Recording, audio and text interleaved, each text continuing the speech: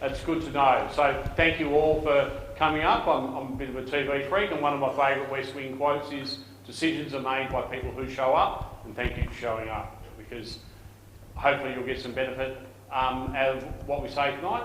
I won't prattle on for too long. It won't be death for PowerPoint. I think the magic of the night is having the one-on-one conversations with the firefighters here, and they will hopefully push you in the right direction. So what we're going to look at today is about getting ready. You're going to hear me talk about two main concepts. First of all, is situational awareness, and the second one is information toolbox. But some of the things we've learned, particularly over the last couple of weeks, is that people haven't really worked out where you get information about bushfire and the risk that happens in the area from. We're going to talk a bit about that. But also about situational awareness, about understanding the risk you're living and what you can do to help prepare yourself to live in this risk. The reality is that there's nowhere on this planet that you can live that doesn't have some form of risk. So in terms of fires in this area, so the community across Kyneton, Tilden, Malmesbury and surrounding districts are bordered by state forests, grasslands and public land. Homes here sit close to bush and paddocks, which places people directly in the fire path. When conditions align, the area is burned before, and it'll burn. The area has burned before, and it'll burn again. The fire does not need extreme conditions to cause harm here. Only heat and wind in any direction and the available fuel. So it doesn't need to be a catastrophic day to have a fire. It doesn't need to be an extreme day. As a firefighter, the days that keep me awake are what we call the 20-20-20 days, where it's potentially only 20 degrees, the humidity is 20%, and the wind's 20 kilometres an hour. But you're at the end of the summer, you've got sick of everyone telling you to evacuate and to move around, and there's a lot of warning fatigue, and a fire starts at the end of your street. They're the days that we often get concerned about. So you may not have been in a position to trigger your plan, but the more aware you are of what's going on around you, the more you're likely to sort of get a bit of an idea of where those danger days are going. So in this particular area, the drivers of what we call risk, the fuel types we've got a eucalyptus forest that burns hot and produces long distance embers. Is everyone familiar with, thank you, with embers? Yep. So embers are basically little bits of fine fuel, but they can be quite large. And they fly through the air. The convective currents move them ahead of the fire. For anyone who's been just recently kept an eye on the Jellybrand fires, you've probably seen in the last couple of days that fires are actually starting to burn around the rear end or the off end of Jellybrand. I know on Black Saturday we had a fire from an ember in St Andrews start a fire at the Coldstream tip that was 32 kilometres as a crow flying. Now admittedly they were massively extreme conditions, but it demonstrates how embers are a big issue. From a firefighting point of view, you're concentrating on the fire, and all of a sudden the fire starts behind you and potentially moves and closes the area. Gets together, creates a junction zone without getting too much in the jargon, which creates more erratic fire behaviour. Also, you've got the added risk of the grasslands and the paddocks. That kind carries fire rapidly. So a fire in a grassland will move a lot more rapidly, a lot faster. It's not as erratic, although we're finding via climate changes, particularly this time of year, we're getting 2 levels of growth. So you might get a grass fire rush through, and then you'll see maybe half an hour later all the secondary growth will actually catch fire and move again, and a lot of people have been caught out by that. And the passage near home becomes fast fire, stubble burning and things like that once it's been eaten out. So again, if you choose to live in this area, that comes with a risk. Again, we talked about this, grass fires have spread faster, a lot faster than people expected. Certainly in the Incident Control Centre Tuesday, we did some modelling around this area and we were calculating that grass fire would move around about 4 kilometres an hour, which is generally not much, about the same time that if you walk past. So that's how fast that is. Certainly, if the wind picked up, and that was a day with not a lot of wind, if the wind had picked up, that would increase in speed. The forest fires can escalate into a canopy fire, which is fires actually going through the canopy of the tree.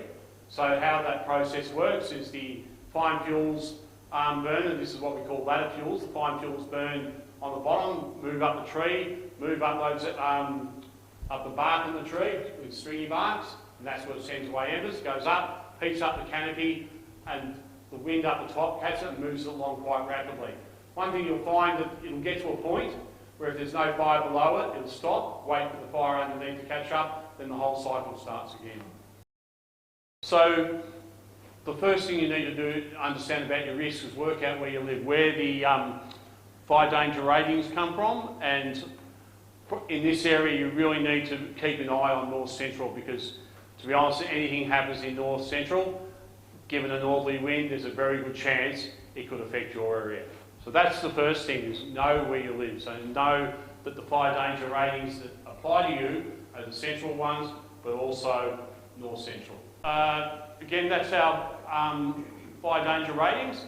It's recently changed over the last 2 years. We used to have 6, now it's down to 4. The theory is now, first of all, that's standard across Australia. So if you're on holidays in Queensland, you'll have the same fire danger rating. It'll mean exactly the same right across Australia. A lot of people have set up their fire plans on the old version, the 6-way version, but the reality is the difference between high and extreme was the difference between very high and severe and extreme in the old days. So there's a good chance that if a total fire ban is called, it'll be in the high and definitely in the extreme area. So the fire danger ratings is purely enacted out of science. Total fire bans can be precautionary, and probably use the example of probably not so much this year, but last year they did a total fire ban day on a day before the high weather came, and the simple reason for that is they're trying to avoid getting fires starting on days that they actually don't think they'll be able to get controlled. If it's an extreme day and fires that start on extreme days are more than likely not to be controlled with the resources we have. So sometimes they'll actually call it early in order to ensure that no or less fires start on that day before. One of the biggest causes of fires on high fire danger day, believe it or not, is the issues around hot works. People grinding, using chainsaws, slashing, doing all that sort of thing when they're not really supposed to.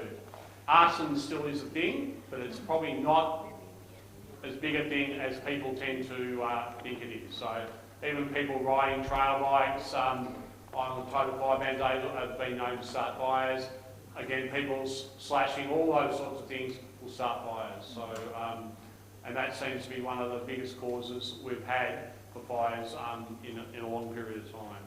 I've got my extremely high-tech whiteboard here, and I know it's a bit small, but that's the average shape of a fire.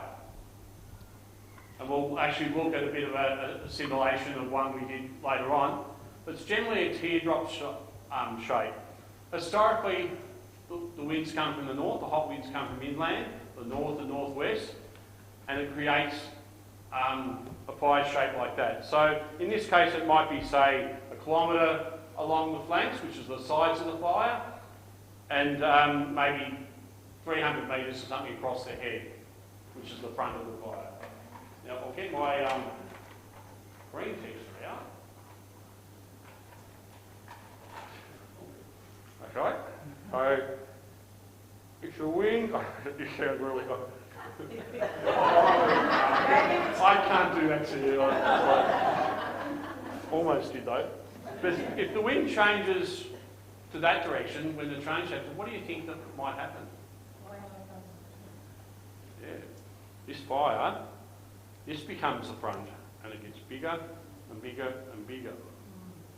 A little known fact, in the state of Victoria, virtually every death that's happened in bushfire has happened after the wind change. The one thing we're told every year is that we know 100% that we're going to get fires in Victoria. Victoria is one of the highest, or the three highest fire-prone areas in the world, and we will get fires here. The one thing we don't know is where those fires are going to start. I think that's, so as long as everyone gets prepared and fully understands the risk and you prepare, then you're going a long way to actually be ready for it. So there's a lot of places you can get information before it, you know, local news, the big emergency hotline, the website, social media, but particularly agency or reliable sources of social media. Big emergency app, relay service, if you have issues with language, interpreter service, and emergency alerts and things like that. So there's a whole lot of information that appears on the news, but probably the best source of information is yourselves. So as it gets drier and warmer, I think particularly those who have been around a long time, the bush changes. It sounds different, it smells different, it feels different. And you've probably heard on the news people, or firefighters and people up in Melbourne saying this day is a particularly a spike day. So usually what happens is you get 3 or 4, maybe 5 days without rain that get progressively hotter, and then on that last day there's a predicted weather change, which is generally southerly, southeasterly, southwesterly, but it basically changes the direction of the wind. So CFA just recently made a brochure which is a bit of a guide about what you need to consider in a fire plan. It involves your family, involves your pets, your animals, your own circumstances. So I think for those particularly who don't have a fire plan, it's worth taking, if you take nothing else away from tonight, take one of these home and have a look at it, talk about it to your family, and come up with a bushfire survival plan. In my case, I've been in the CFA about 30 years, so I've well and truly drowned in the Kool-Aid. My first fire plan was about a 60,000 word thesis, and I presented it to my family and they just laughed in my face. Now it's about half a page and it basically involves grabbing the animals and going. If I can only get them to do it, that would be good as well. But I think a fire plan needs to involve every aspect of your life. One of the big key things about a fire plan is you need to, first of all, make it achievable for you. So everyone's fire plan will be different. If you set yourself up with a plan that's unachievable, you'll never do it. So make sure your family's involved, make sure your aspect. One of the key things, and Kath and I were talking about this earlier on tonight, rehearse your plan. Again, an old boss of mine once said, the onset of emergency isn't a time to be handing out business cards. So you can't be surprised if the fire's coming up your street. That's not the time to rehearse your plan for the first time. You need to rehearse it. And you need to review it. All about, you know, I was a lot thinner when I was 25, so my fire plan would have looked a lot different than what it does now. So your circumstances change, your family might change, the things you have around your house might change, so you should review your plan annually. And it's not just a summer thing. I suggest that look at your fire plan over winter when you've got a bit of time and you can actually double down in it with a fair bit of detail without the pressure of the summer rolling up. Part of this is maybe creating a timeline of how you prepare your property, when you slash your paddocks, when you clean up your leaves and things like that. That's the key thing. If you can work that out well in advance, you're in a better position to actually make that happen. So I think that's a key thing. Even if your plan is to stay and defend, one of the bits of data, and you'll probably get by the end of this, I'm a bit of a data nerd, but in the Black Summer bushfires of 2019 and 2020, they discovered that even if you prepare your property and you're not there to defend it, you actually have a 25% chance of your property not being impinged by fire And when we say preparing your property, it's things like making sure that the fine fuels are around your house, looking at where embers gather and clearing it as much as possible, looking at the vegetation around your house, are trees potentially going to burn and fall on your house, all those sorts of things. So make sure people can see your number and make sure that you've got clearance that the trucks can go in. And there's things that actually apply all year. If you're in the middle of winter and you have a fire in your house, fires in the house spread quite rapidly. You don't want the fire brigade trying to find out where you live because you don't have a number in front of your house. Who needs to know the plan? Your family. What roads, will you get out? There's a lot of people who live here in a one in, one out kind of area. And if that road's blocked, what's your plan around that? Do you have any elderly parents, children, large animals, anything like that? And probably, do you have a kit with the necessary items? So we see bits and pieces. Things like passports. Certainly I make sure all my documents are on the cloud, but you might want to have the physical documents. Bear in mind that once you're out of an area, and you've heard a lot of media around this, it might be days before you can actually get back in to your property.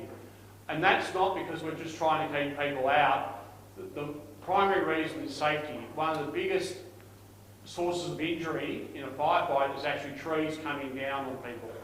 So we have teams go in and do damage assessment, and any trees that look like they're going to fall down are actually cut down. Most of these trees are on fire, so we've actually got to put them out. But certainly our plan is to get you back when it's safe. In areas like this, one of the added issues, and they're certainly having this problem in the Longwood fire, is a lot of properties that were actually built in the days of asbestos. So as they collapse down, we've actually got broken asbestos. So there's a whole lot of different, hazards around that people don't often think about. And that's the reason why we don't let you in. But I suggest things like prescriptions. Make sure you have something that proves that you live where you do, because eventually, probably I'm stepping into your territory a bit here, but make sure you have some bits and pieces. I know from personal experience in Black Wednesday, it was actually people trying to get prescriptions filled was actually what sent a lot of people over the edge in that particular space. So pull that all together, and that's your plan. But you've got to make sure, again, you rehearse it, your trigger points, you know when you're going to leave, and you've got as much information about the weather and what potentially fire will do in your particular area. The question I'm going to ask, and I hope I get a better response to the fire plan, but who here has the Vic Emergency app downloaded? That's what we like. If a fire comes up, and if anyone was watching it a couple of weeks ago, you would have seen lots of things like that. You actually see where the fire's impacted. You have various warnings, and you have advice warnings, watch and act, emergency warning, and evacuation. So a lot of people often think that the first warning they get, if they do get a warning, will be advice. That's not always the case. The first warning you may get could be an evacuation. If the fire is started in your general area, then the crews on the ground will recommend a particular warning. Emergency warning and watch and act are sort of going down, and then community information, that usually goes out once the fire's over, but you might still see smoke coming from stumps and things like that. So that's pretty well the different variants of the warnings. I must stress all these are a guide.